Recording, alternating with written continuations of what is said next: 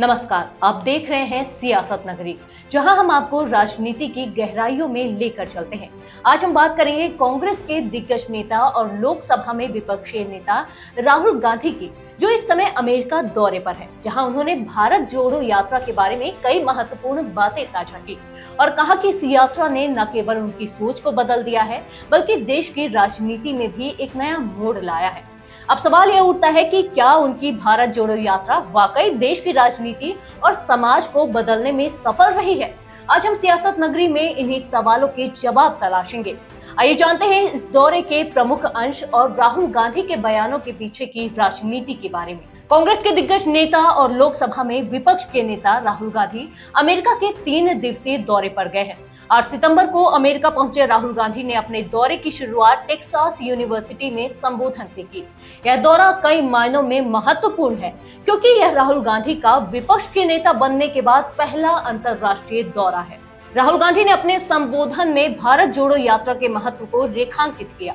उन्होंने कहा कि यह यात्रा उनके जीवन और देश की राजनीति में एक ऐतिहासिक बदलाव लेकर आई है। राहुल गांधी ने बीजेपी और प्रधानमंत्री नरेंद्र मोदी पर भी कड़ा हमला बोला, जिसमें उन्होंने कहा कि भारत में अब कोई भी बीजेपी या पीएम मोदी से नहीं डरता। यह बयान अपने आप में एक बड़ा राजनीतिक संदेश है, जो कांग्रेस की मौजूदा रणनीति को स्पष्ट करता है।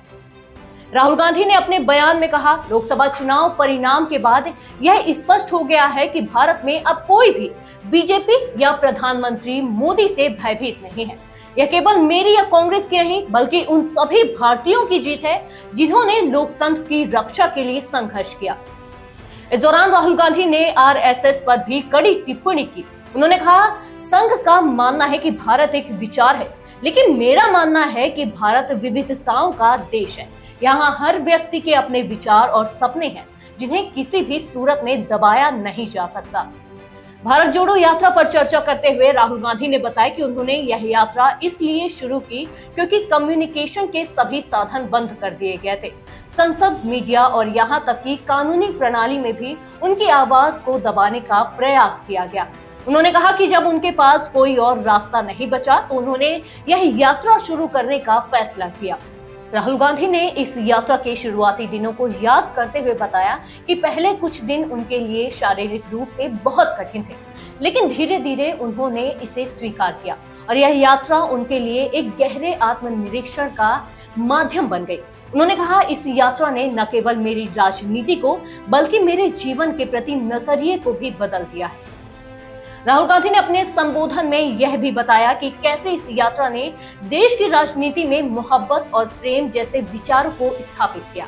उन्होंने कहा, भारत जोड़ो यात्रा ने भारतीय राजनीति में प्रेम और भाईचारे को एक नए सिरे से पेश किया है। यह शायद पहली बार है जब राजनीति में मोहब्बत और प्रेम जैसे शब्दों का इस्तेमाल किया गया है। राहुल गांधी का यह दौरा और उनके बयान कांग्रेस की रणनीति में एक नई दिशा का संकेत दे रहे हैं। भारत जोड़ो यात्रा के माध्यम से कांग्रेस ने नफरत की राजनीति के खिलाफ एक मजबूत संदेश देने की कोशिश की है। अब देखना यह होगा कि यह संदेश 2024 के चुनावों में कितना प्रभावी साबित होता है। इसी के साथ सियासत नगरी में आज इतना ही। अगर आपको यह हमारा वीडियो पसंद आया हो तो इसे लाइक करें, शेयर करें और चैनल को सब्सक्राइब करना ना भूलें। राजनीति की ताजा खबरों और विश्लेषण के लिए जुड़े रहिए हमारे साथ। धन्यवाद।